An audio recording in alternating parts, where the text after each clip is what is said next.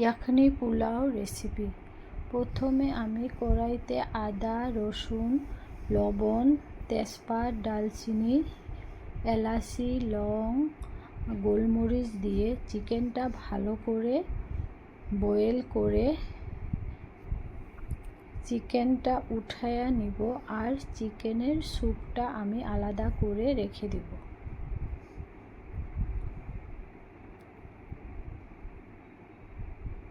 তারপর আমি কড়াইতে পেঁয়াজ ভেজে তেজপাত, দালচিনি, টমেটো, লবণ,